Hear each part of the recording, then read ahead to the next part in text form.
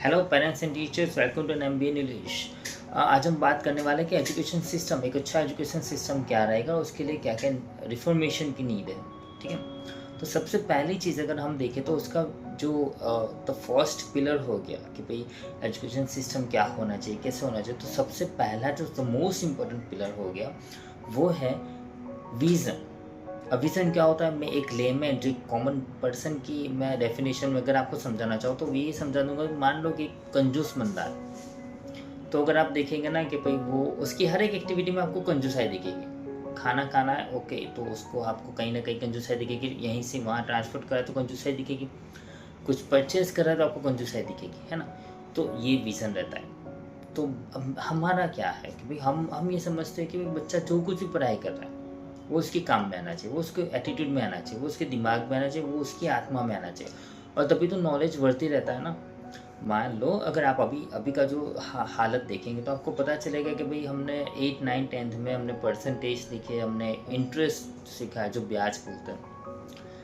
अब आपको लगता है कि बड़े होकर जब हमें मकान खरीदना है या टू व्हीलर खरीदना है या फोर व्हीलर खरीदना है तो आपको लगता है कि हम उसके ईएमआई कैलकुलेट कर पाते हैं, या फिर हमको बता दिया है कि भाई आपको ये इतने परसेंट लगेगा, मान लो 9%, तो आपको लगता है कि हम 9% क्या होगा वो कैलकुलेट कर पाते हैं।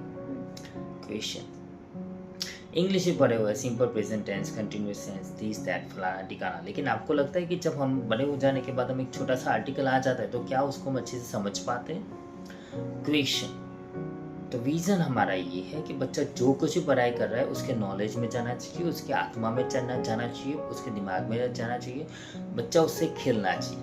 ठीक है, अब दूसरी चीज़ ये करने के लिए क्या रहेगा, ट्रेंड प्रिंसिपल, ट्रेंड टीचर्स। बच्चा कौन सा लेसन पढ़ेगा, कैसे पढ़ेगा, उसके साथ कौन सा होमवर्क होगा, उसके साथ क्या क्या एक्टिविटीज़ होगी, वो सारी चीज़ें रिफॉर्म्ड है। सारी चीज़ें जो कि एक टीचर्स को और प्रिंसिपल को दोनों को ट्रेन करा हुआ है कि भाई ये चीज़ ऐसे होगी, ऐसे होगी, ऐसे होगी, और बच्चा ऐसे पढ़ेगा। ठीक है, दूसरी चीज़ कॉम्प्रिहेंसिव इनोवेटिव करिकुलम। अब ये क्या है, इनोवेटिव कुछ नया, कॉम्प्रिहेंसिव बहुत सारी चीज़ें हमने मिक्स कर ली है। जैसे कि एक सॉन्ग होता है ना, एक म्यूज़िक रहता है, बहुत सारी चीज़ें उसको मिक्स होकर कितना अच्छा सा प्यारा सा बना देती है। मान लो बच्चा कंप्यूटर पढ़ रहा है और पावर पॉइंट पढ़ रहा है, ठीक है, तो बच्चों को बोलते हैं बेटा कोई एक टॉपिक आपको उठाना है और उसके ऊपर आपको प्रेजेंटेशन बनाना है। हो सके तो टॉपिक ऐसा होना चाहिए कि बाहर का होना चाहिए, आपकी किताब का नहीं होना चाहिए, और हो सके तो लेवल का होना चाहिए, है ना। लेवल का यानी हमें एक छोटा सा बिजनेस करना है, छोटी सी शॉप बनानी है, तो कौन से हमें लाइसेंस लेने पड़ेंगे, कहाँ रजिस्टर करना पड़ेगा, उसका फीस क्या रहेगा, उसका वेबसाइट क्या रहेगा। बच्चे ने ये सारी चीज़ें रिसर्च करी, उसका प्रेजेंटेशन बनाया। अब वो प्रेजेंटेशन बनाने के बाद उसने उसको क्या करना है, प्रेजेंटेशन टीचर को बता नहीं देना है कि भाई टीचर ये देखो मैंने ये रेड कलर से लिखा है, ये ग्रीन कलर से लिखा है। नहीं, no no not like that. क्या करना है, उसको प्रेजेंट करना है।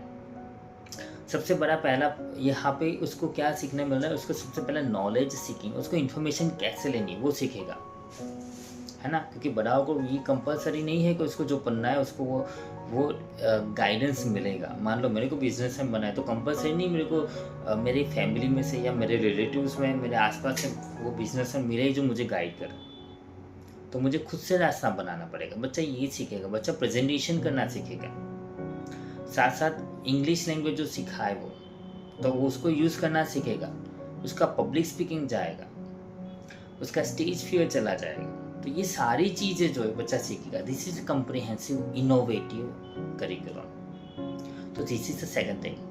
The third thing, the supportive inclusive community. एक एटमोसफियर की बात कर रहा हूँ मैं। अगर आप गुजरात में रहते हैं, मैं गुजरात से बिलोंग करता हूँ, मैं अहमदाबाद से बिलोंग करता हूँ, तो हमारे यहाँ ऐसा रहता है कि हमारी प्रादेशिक भाषा जो है आपको पता है गुजराती है, ठीक है। लेकिन अगर हमारे फ्लैट, हमारी सोसाइटी में एक बच्चा आ जाता है ना जो कि हिंदी बोल रहा है, 2 दिन में आप देखेंगे, 3 दिन में आप देखेंगे सारे बच्चे हिंदी बोल रहे हैं। Atmosphere, atmosphere.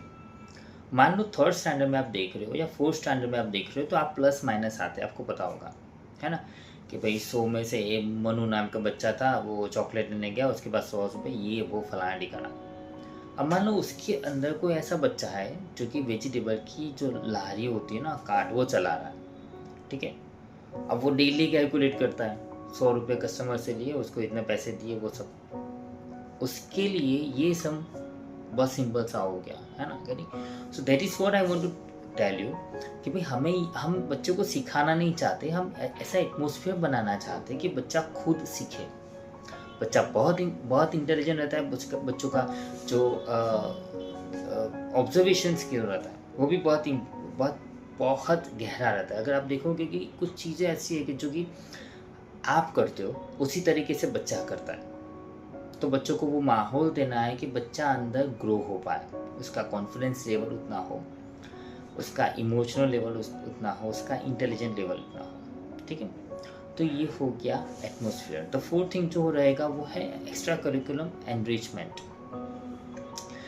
Extra curriculum enrichment, मान लो बच्चे को, अच्छा हम इंग्लिश की बात कर रहे थे ना, इंग्लिश मान लो, साइंस मान लो, या फिर मैथमेटिक्स मान लो, या फिर सोशल साइंस मान लो, कोई भी सब्जेक्ट आप गिन लो, ठीक है।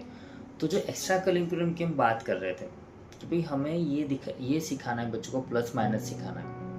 छोटी छोटी शॉप्स बना ली हमने, बच्चा खुद सेल कर रहा है, कुछ बच्चे जो कि परचेस कर रहे हैं, प्लस माइनस कर रहे हैं, कैलकुलेट कर रहे हैं, करेक्ट। तो इस तरीके से वो क्या कर रहे हैं, वो प्लस माइनस सीख रहे हैं। या फिर उसके प्रेयर जो हो गई, तो प्रेयर हो गया, प्रेयर भी इंग्लिश में कर रहे हैं, रोज़ उसकी जो टंग है, जीभ है, उसको प्रैक्टिस मिल रहा है इंग्लिश बोलने का, इंग्लिश सुनने का, राइट प्रोनाउंसिएशन जो है उसके कान में जा रहा है, ऊपर चलते चलते भी इंग्लिश सॉन्ग्स गुनगुना रहा है। तो now when he is trying to speak in English ना, वो जब इंग्लिश बोलने की ट्राई कर रहा है वो हकलाएगा नहीं, करेक्ट। तो ऐसी बहुत सारी एक्टिविटीज़ है जो कि हमने ऐड कर रखी है, कहाँ होगा, कैसे होगा, क्या, सारी चीज़ें प्लान करेक्ट। तो यहाँ पे जो ये एक्स्ट्रा करिकुलर एक्टिविटीज़ होती हैं ना, वो मैटर करते हैं आपको। अगर आप ऑफिस में काम करते हो या फिर आप किसी भी तरीके से अब घर पे नहीं हो, आप काम करो, आपको पता होगा कि बोलने का प्रेजेंटेशन स्किल्स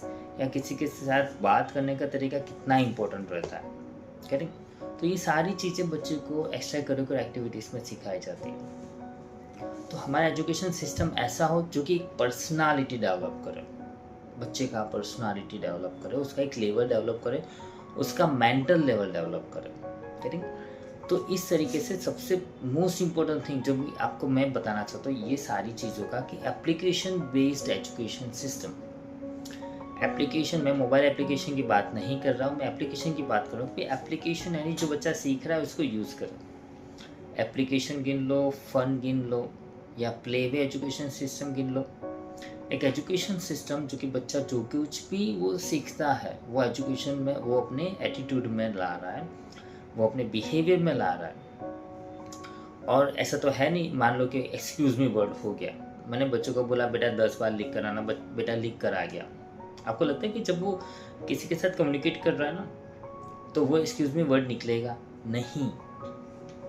लेकिन अगर वही एक्सक्यूज़ मी वर्ड बोलने वाले बहुत सारे लोग उसके आसपास हैं तो वो अपने आप निकल जाएगा, getting. So this is what I want to tell you कि application based education system that I am trying to develop, ready? अब एक personalize education system, personalize education वो क्या रहेगा, वो क्या होना चाहिए स्कूल्स के अंदर? वो ये होना चाहिए कि भाई कुछ बच्चे मान लो 50 या 60 70 depend on the strength and the financial condition of the school and the parents, एक मेंटर दिया जाना चाहिए जिसका पेरेंट्स के साथ कम्युनिकेशन।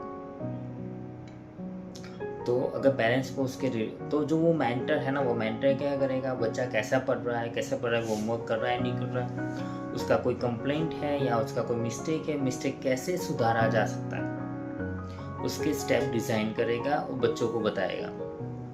और इम्पोर्टेंट इसलिए मैंने कई सारी जगह देखा हुआ है कि बच्चे के नोटबुक के पीछे लिख दिया हुआ है अक्षर सुधारो, कृपया अक्षर सुधारिए। बच्चे को नहीं पता है अक्सर कैसे सुधारना है, उसको बताया जाना चाहिए। तो उसके लिए एक मेंटर होना चाहिए, टीचर भी ये काम कर सकता है लेकिन टीचर के पास उतना शायद टाइम नहीं है, तो मेंटर होना चाहिए, उसको पर्सनलाइज ध्यान रखे और पेरेंट्स के साथ कंटिन्यू कम्युनिकेट में रहे कि भाई देखो हम ये मिस्टेक था, हमने इसके लिए ये स्टेप लिया हुआ है, ये प्रोग्रेस, ठीक है। तो वो हो गया पर्सनलाइज एजुकेशन सिस्टम। तो this is way I think मेरे को अभी ये लग रहा है कि एजुकेशन सिस्टम के अंदर इतनी छोटी छोटी चीज़ें जो है वो हमें सुधार करने की ज़रूरत है, जो कि हम ट्राई करेंगे। मैं मेरी ओर से ट्राई कर रहा हूँ, जहाँ मैं पढ़ाता हूँ तो मैं ट्राई करता हूँ कि भाई ये गलती ना हो। हम हो सके उतना बच्चों को ज़्यादा से ज़्यादा उसका मेंटल लेवल जो है, उनका मेंटल लेवल है, उनकी जो लिमिटेशंस है, उसकी जो बाउंड्रीज है, उसको ब्रेक करने की ट्राई करें और एक भयंकर, एक intelligent, smart attitude, personality develop करें। ठीक है, तो ये एजुकेशन सिस्टम रहेगा। बच्चों को एक मेंटर भी दिया जाएगा, पेरेंट्स को, जो पेरेंट्स कम्प्लीटली कम्युनिकेट में रहेंगे। ठीक है, तो बच्चों का एजुकेशन सिस्टम इस तरीके से रहना चाहिए, ये मेरे को लग रहा है। अगर आपको कोई सुझाव है, कोई कंप्लेंट है, तो आप मेरे को मेल कर सकते हो इस mbnews360@gmail.com, जो कि यहाँ पे दिया हुआ है। ठीक है, तो थोड़े से ट्राई करते हैं एक अच्छे से एजुकेशन सिस्टम के लिए, और हमारा प्रॉमिस रहेगा कि हम ऑलवेज उसके अंदर काम किया करेंगे। ठीक है, थैंक यू।